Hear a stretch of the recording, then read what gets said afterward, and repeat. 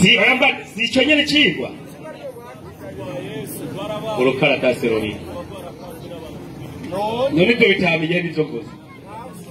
ngo urupfu rwa Yesu ngo rwaba rwarabayeho ngo canke rwaba rwarapanzwe n'abantu basi musome numviriza aho bitaniye ikigwa cy'uno munsi kivuga ngo iki musome mbega urupfu rwa Yesu rwaba rwarabayeho cyangwa rwapanzwe n'abantu ku nyungu zabo warukene ku nyungu zanyu bari guhezagira urupfu rwa Yesu rwaba rwarabayeho cyangwa rwapanzwe n'abantu ku nyungu zabo nukuvuga icyumvikana birumvikana ko rwabayeho bihari kabisa icyo abantu rero dukwiye kumenya twaje hano tumenye ivy'uru rupfu rwa Yesu rwoba rwavuye ku Mana cyangwa abantu nibo bicaye bariyumvira bati bivanye n'intumbero runaka dupanga urupfu rwa Yesu n'ikigwa kiza twebwera nk'abayisilamu tugiye gusesagura ibyanditse turahera mugusubirana mu byagezwe 2:122 twagiye mwari gusubira mu byagezwe 2:22 aravuga ati kabisa ni Imana igira yivugire Imana iravuga y'amajambo ziti umuntu niyakora icyaha gikwiye kumwicisha bakamwica mukamumanika ku giti uwo muntu bakamwica mukamumanika ku giti cy'umusaraba umubyimba wiwe ntuzurare kuri icyo giti umubyimba wiwe ntuzorare kuri icyo giti ariko nimuze mubure kumuhamba kuri uwo munsi nyene uwo muntu nimuze mubure kumuhamba kuri uwo munsi nyene kuko umanitswe ku giti kuko umuntu amanitswe ku giti ariko umuvumo w'uhoraho ababaye ku muvumo w'iki w'Imana twebwe tukavuga tuti nibyo twebwe nka Yesu twemera yari shehe Yesu yari shehe kabisa ntidushobora kwemeza ko Yesu yagiye ku musaraba ngo acike ikivume kuko Yesu yari umuntu mwiza yari intumwa y'Imana yakora ibintu byiza nta cyatumaza kubambwa ku musaraba ngo acike ikivume ikajya nicyo gituma tuvuga tuti none Imana yari kwemera ko ajya ku musaraba kandi umuntu agiye ku musaraba acike ikivume aha rero muza kuza hano muhinyuza Imana tuvuga Imana yarabeshe umuntu agiye ku musaraba ntacike ikivume muguvuze ngo Yesu yagiye ku musaraba wawemeye ko ari ikivume kandi ibivume byose bizoja he mu muriro bisigura ko umuriro wa mbere uzojamwo Yesu abakristo bavuga ko yagize gute yabacunguye kuko ucunguye umuntu mu bitahure iyo ucunguye umuntu umucungura ibyo yakoze kabisa ibyo yakoze bikaja kuri wewe ukemera kumurihira bisigura ko Yesu nyuma yikoreye ibyaha by'abantu Yesu azoja mu muriro abakristo bajehe mw'ijuru kuko nta byaha bija mw'ijuru rekada aha muhatahure bisigura by'ukuri nyuma Yesu yapfiriye ibyaha byanyu bisigura ko Yesu azoja mu muriro abijanye kuko impembo y'abakoze ibyaha n'iki mu muriro n'ubifise kabisa Yesu rero acagenda hehe mu muriro abakristo bajehe mu bicu nakorera batoja mu bicu kuri ubwo rero turwavye ino nyandiko bitwemera ko Yesu yacitse ikivume mbega ku bijanye no gucungura abantu birabaho kugira ngo turabe by'ukuri ko Yesu by'ukuri yowe wanapfuye agapfira abantu Ezekiyeli 18:20 twagiye basoma n'abandika inyandiko za Bibiliya 18:20 havuga hati umuntu akora icyaha ni Imana iri kiravuga si Pawulo si jewe si Luka si Matayo ni Imana iri kirivugira ati umuntu akora icyaha niwe azopfa niwe wenyine azogira gute azopfa umwana ntazozirika ibitanyo vya se umwana ntazogenda akoshe kuba hadese cyangwa se akoshe bahana umwana nase kandi ngo nase ntazozirika ibitanyo by'umwana wiwe kandi nase ngo ntazigera zira ibigabitanyo by'umwana wiwe ubugororotsi bw'umugororotsi azobuharugwa ko ujya umuntu nyimba Yesu yari umugororotsi twebwe abayisilamu turemeza ko Imana izomuhembera ubugororotsi bwiwe nk'uko Imana ibivuze muri Bibiliya ibyaha by'umunyabyaha ibyaha nabyo abantu bagiye bakora n'iby'abantu bose bifata abakristo bose nyuma bakora ibyaha by'umunyabyaha azobiharugwa ko gatwe kiwe nabyo kuvuga ngo byatwaye Yesu Imana ivuze ati niwaramuka ubikoze nzobiharura kuri wewe ariko umunyabyaha, ariko rero wa munyabyaha niyahindukira akava mu byaha byiwe byose yakora, ego akitondera ibyagezwe byanje byose, agakora ibitunganye n'ibikwiye kabisa, ibicumuro byiwe byose yacumuye, nta na kimwe kizokwibukwa ngo gishizwe kuri we, azobeshwaho nuko yakoze ibyo kugororoka. umugororotsi ntapfa. banza mutahura iki kintu, uvuze ngo Yesu yarapfuye uvuga ngo n'umugororotsi azoba ari umunyabyaha, azoba yarakoze ibyaha, bisigura yuko umuntu akora icyaha niwe azogira gute apfa. uno munsi rero n'abakirisi ko muvuga ngo Yesu yarabacunguye, murapfa canke ntimupfa? nimba mupfa, Yesu nta cyaha na kimwe yatwariye umuntu n'umwe. bisigura ko nyimba ukora icyaha utegereza kugira gute gupfa, urindira iki urubanza kabisa. uko bimeze nimwaza hano mupinga Imana muvuge ati wa Mana urumubeshi, twebwe turazi ko Yesu yaducunguye ibyaha, ibyo byawe wa Mana we biragusha. je ndiko ntanga amajambo y'Imana, sayaje umusilamu n'amajambo y'Imana. Imana ikivuga gute? Zaburi 4:9 umurongo w'indwi. Zaburi 4:9 umurongo w'indwi haravuga hati, havuga ngo iki? 4:9 ego umurongo w'indwi nahageze, soma. nta n'umwe ashobora gucungura mugenzi we, nta n'umwe ashobora gucungura. ni Imana ivuze, si jewe.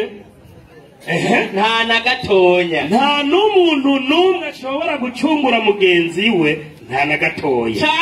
canke guha Imana incungu yiwe, canke ngo Imana ngo ihabwe incungu y'ibyaha by'abantu. ico ku Mana ngo ntikigira gute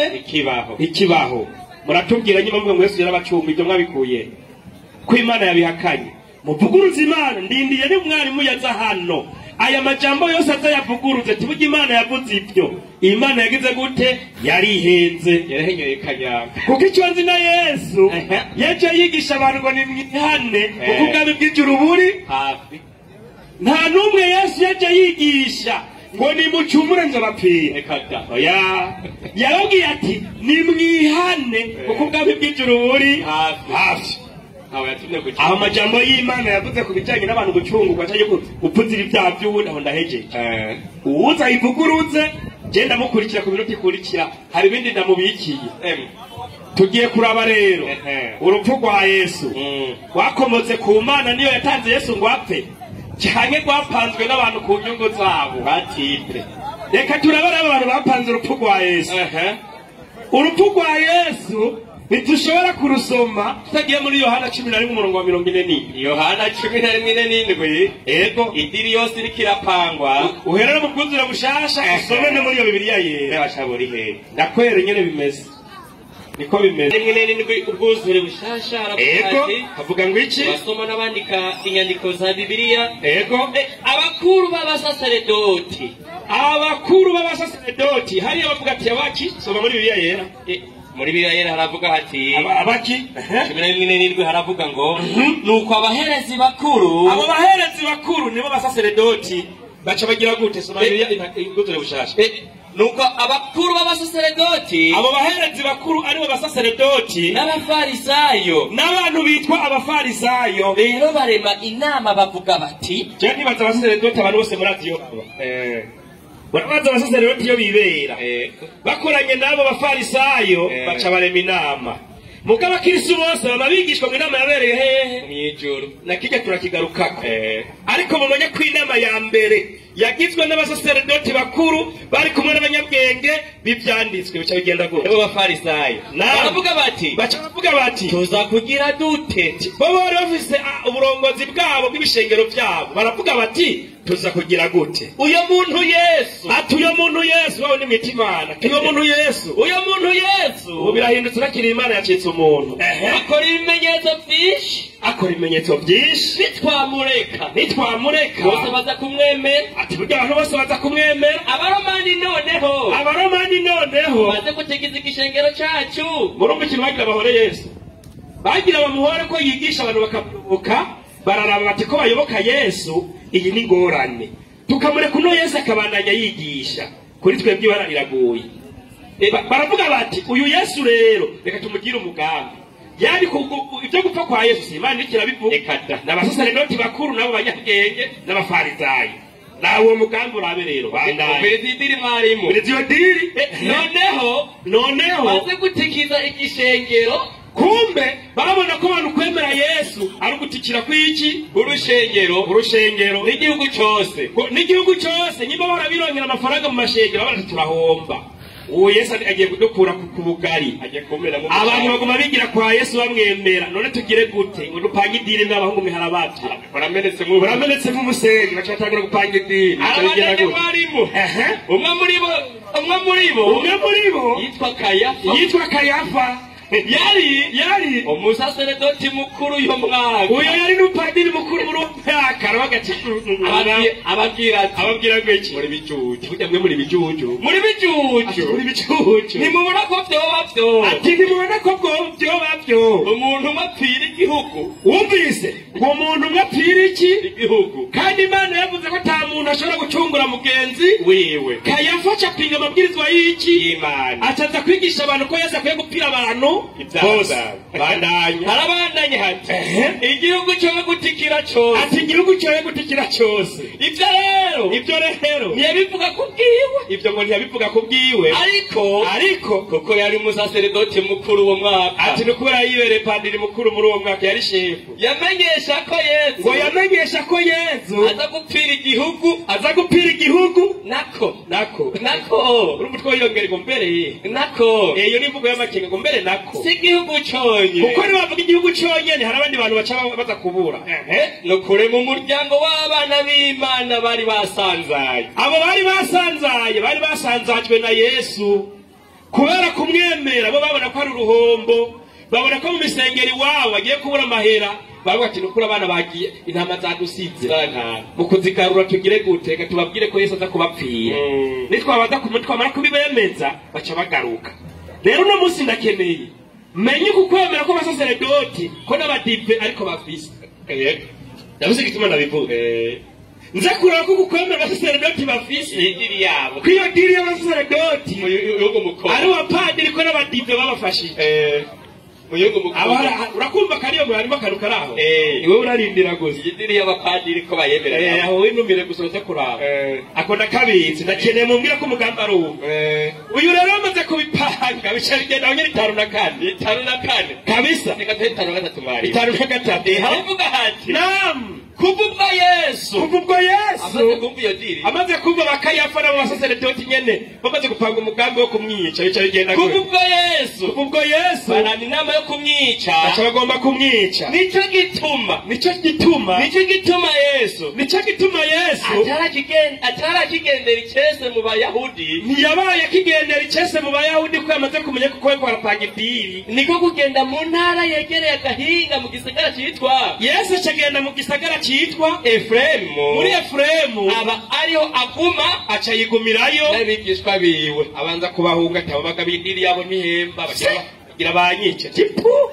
acarihungira acagenda kwinyegeza mu gisagara cyitwa Efremu aha biraboneka ko Yesu umugambi wo gupfa ntawari wamuzaye kukiruza ko wamuzaye ati cyagiye kirageze ngira n'ipfiri ngo mumve n'urutwe aha rero bimaze kugenda gutya bamaze kubona harababye barabandanya irementanya rigira kabiri Luka 2:2 Luka aravuga ko asoma n'ikinyandiko za Bibiliya avuga ngo iki aravuga mwarimu eko 2:2 nkaba nahageze muri Luka aravuga ngo iki abaherezi bakuru kandi masigaye 5 mbarire abaherezi bakuru n'abanyabwenge bibyanditswe barondera uburyo bwo kumwica soma mu gutira bishasha nawo aravuga ati abo nyene 2:2 Luka 2:2 mu gutira bushasha aravuga ati avuga ngo iki ari kwa tipe nkaba namaze kuhagera avuga ati nabo abakuru b'abasaseredoti babakuru nyene b'abasaseredoti n'abanditsi barondera uburyo ko kumwica Yesu baca barondera uburyo bica Yesu kuko batinya ishengero kuko batinya abantu bagatinya ishengero ry'abantu atatu mwarimu yego maze shetani yinjira muri Yuda aca yinjira muri Yuda umwe muri babandi 12 bango ndindire urupfu rwa Yesu abarushize mu ngiro mu kugwandika si kuvuga ngo ruba abarushize mu ngiro bemeza ko guhanabaye idiri yakinywe n'abantu bakurikira abanyabwenge b'ibyanditswe rero basaseredoti baca bakorana n'uwitwa Satani n'uwitwa Yuda yana abantu batatu nibo nyirabayazana b'urupfu rwa Yesu cengira siga akabazo hano nk'umuntu w'umwarimu niko niyigisha uko mwarimu ariko arigisha arasiga akabazo kugira ko umunyeshuri aza kuza aciye ubwenge kw'ivyerekana abigisha bitahure ni muntu mbere yuko ikibazo gitahure kaca gicigwa gitahure si umwanya w'ibibazo uze kwitwazagura kwagira ikibazo umwanya atari oya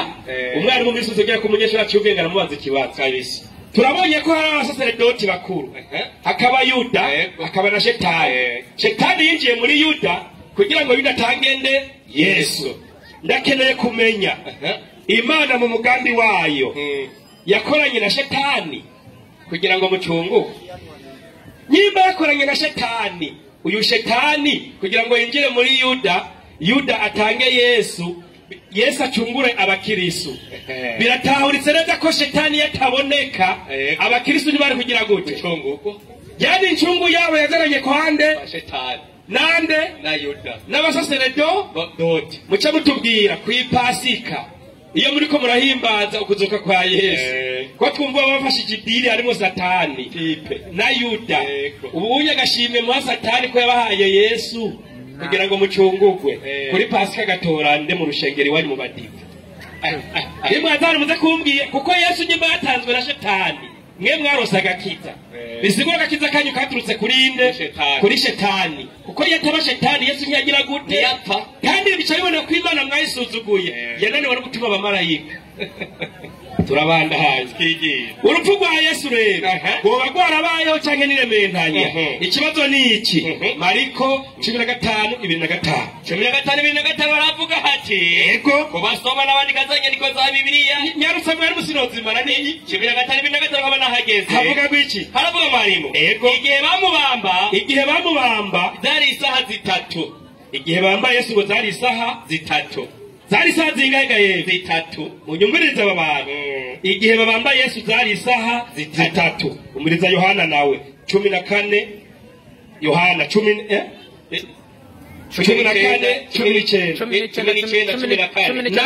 waramuze kwitegurira Pasika hari nk'isaha zitandatu aho tugeze cy'isaha zitandatu abwira abayuda tehera umwami wanyu acabwira abayuda tehera murabe umwami wanyu nabo barasemera bati aho ni saa sita barasemera bati mukuraho umubambe bandanya kera kiri ku rubanza kwa Pilato saa sita Pilato arababaza ati hari yatwumvise agiye kumusaraba saa tatu aha tugeze saa sita agiye gucira ibyiki urubanza arabaza ati mbambo umwami wanyu abaherezi bakuru bati nta mwami dufise atari Kaisari ati nta mwami dufise atari Kaisari araheza aramuhereza ngo abambwe saa sita araheza saa sita aramuhereza ati genda mugire gute mu mubambe ndakeneye kumenya Yesu yacunguye abakirisu ni Yesu yabambwe saa tatu canke ni Yesu yabambwe saa sita irenga kugira ngo tubone by'ukuri ku rupfu rwa Yesu ari gukuri canke ari rementanye azikaye ngahe umwe Matayo 2:27 kabisa kubasoma n'abandi kazanya niko za Bibiliya haravuga ngo iki havuga amajambo akurikira yarutsa 2:27 nkaba namaze kuhagera haravuga hati yego 2:27 bari uburanegura 15 mariko 16 maze abasoda bico cegera Kaisari bajana Yesu mw'ipoma bateraniriza ingabo zose kuriwe bamwambika bamwambura iziwe muzu Yesu bamwambura iziwe muzu bamwambika umutamana w'agahama aha turabonye Yesu bambise umutamana w'iki agahama ni ruje uragenda muri Mariko 15:16 aha tubonye bamwambise muri Nuzenya muri Matayo inyambaro y'agahama reka turabe ngaho naho bamwambitse iki baza basoda bamujane imbere mu rugo iyo ni isani ya indi nyene bafata Yesu ni yasaha nyene bigenda gute bahamagara ingabo zose ziteranira ngaho bamwambika impuzu yishigisha ndakeneye kumenya Yesu muvuga ko yapfuye n'uyu yambaye impuzu y'agahama canke n'uyu bambitse impuzu yishigisha mu rundi rurimi ni mauve agahama ni rouge foncé niyo gahama nimwaza hano mutubwire Yesu by'ukuri yabambwe n'uyu yambaye impuzu itukura canke n'uyu yambaye iyambambitse ya move. Yesu wanyu yapfuye n'uyu yabambwe saa 3 canke n'uyu yagiye kubambwa saa 6 kiri urubanza saa 6.